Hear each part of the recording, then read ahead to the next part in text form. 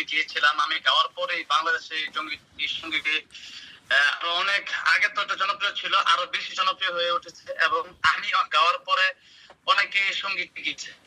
তো আলহামদুলিল্লাহ, আমি মনে করি আমি গাওয়ার পরে যারাই গিয়েছে এই ফার্স্ট টাইম তারটা মোটামুটি প্রায় 100 হলেও মানে 90% তার হয়ে গেছে আলহামদুলিল্লাহ। মানে তোমার সাথে মিলছে আর কি। আমার রোগের সকল ঔষধ,